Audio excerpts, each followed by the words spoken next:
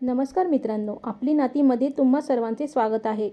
मित्रांनो, नाती म्हटली की एकमेकांवरचा विश्वास, प्रेम आणि त्याग आलाच. पण आज मी तुम्हाला एक अशा नात्याची सत्यकथा सांगणार आहे, जिथे लग्नासारख्या पवित्र बंधनाचा उपयोग फक्त स्वार्थासाठी केला गेला. एका पत्नीने आपल्या पतीचा काटा कसा काढला आणि पोलिसांसमोर रडण्याचं नाटक कसं केलं, हे ऐकून तुम्हीही थक्क व्हाल. ही कथा केवळ एका गुन्ह्याची नाही, तर समाजात वावरणाऱ्या मुखवट्याची आहे. मित्रांनो, ही घटना आहे मध्य प्रदेशातील इंदोरची. 29 वर्षाचा देवकृष्ण नावाचा एक तरुण, जो फळांचा व्यवसाय करून आपल्या वृद्ध आईची आणि बहिणीची जबाबदारी समर्थपणे पेलत होता. 2015 मध्ये त्याचं लग्न प्रियंका नावाच्या मुलीशी झालं. देवकृष्ण स्वभावाने अतिशय शांत आणि सरळ होता. पण लग्नानंतर काही काळातच प्रियंकाचे रंग दिसू लागले. तिला देवकृष्णाचा सावळा रंग, त्याचं साधं राहणीमान आणि घरची परिस्थिती अजिबात आवडत नव्हती. ती त्याला सतत टोमणे मारायची की तू काळा आहेस, तुला कपडे नीट घालता येत नाहीत, मला एक हँडसम नवरा हवा होता. इतकंच नाही तर तिचं लग्न झालेलं असूनही कमलेश नावाच्या एका व्यक्तीवर प्रेम होतं, जो आधीच 2 मुलांचा बाप होता.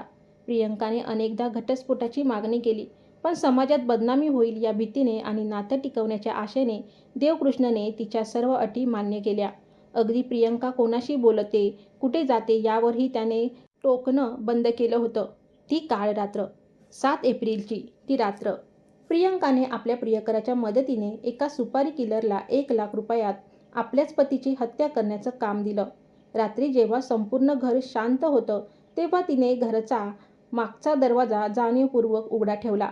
सुपारी किलरने घरात शिरून झोपेत असलेल्या देवकृष्णाच्या डोक्यावर एका धारदार शस्त्राने इतक्या जोरदार वार केला की त्याला ओरडण्याची संधीही मिळाली नाही. हत्या झाल्यानंतर प्रियंकाने जे केले ते कोणत्याही चित्रपटापेक्षा कमी नव्हतं. तिने घरातील कपाट विस्कटली, 15 लाखाचे दागिने आणि रोख रक्कम लपवून ठेवली, जेणेकरून पोलिसांना या चोरीचा प्रकार वाटेल.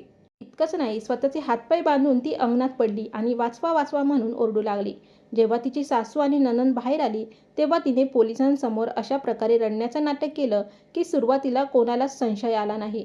पण म्हणतात ना, गुन्हा कितीही हुशार असला तरी सत्य बाहेर येतंच. पोलिसांनी पाहिलं की प्रियंका पतीच्या निधनापेक्षा दागिन्याचा हिशोब जास्त उत्साहाने सांगत होती. जेव्हा सखोल चौकशी झाली, तेव्हा प्रियंकाच्या फोनमधील चॅट्स आणि तिच्या वागणुकीतील विसंगतीमुळे तिचा हा खोटा मुखवटा फाटला. अवघ्या 27 वर्षाच्या या मुलीने आपल्या सुखी संसाराची स्वतःच्या हाताने राखरांगोळी केली. तर मित्रांनो, ही होती प्रियंका आणि देवकृष्णची कथा. आजच्या काळात बाह्य सौंदर्याच्या आणि लक्झरी लाईफच्या मागे लागून आपण नात्याची किंमत विसरत चाललो आहोत का, हे या घटनेवरून स्पष्ट होतं. दिसण्यावर जाऊ नका. एखादा माणूस दिसण्यात साधा असेल, पण त्याचं मन आणि कर्तृत्व मोठं असू शकतं. विश्वासाची किंमत. नात्यात विश्वास नसेल तर ते नातं ओझं बनतं. पण म्हणून कोणाचा जीव घेण्याचा अधिकार कोणालाही नाही. कायदा कोणालाच सोडत नाही. गुन्हा कितीही चलाखीने केला तरी कायद्याचे हात तिथपर्यंत पोहोचतातच. मित्रांनो, तुम्हाला ही कथा कशी वाटली? नात्यात येणाऱ्या अशा कडवटपणावर तुमचे काय विचार आहेत? कमेंटमध्ये नक्की सांगा. व्हिडिओ आवडला असेल तर लाईक करा आणि चॅनलला सबस्क्राईब करायला विसरू नका. पुन्हा भेटूया अशाच एका नव्या विषयासह. तोपर्यंत पाहत रहा आपली नाती.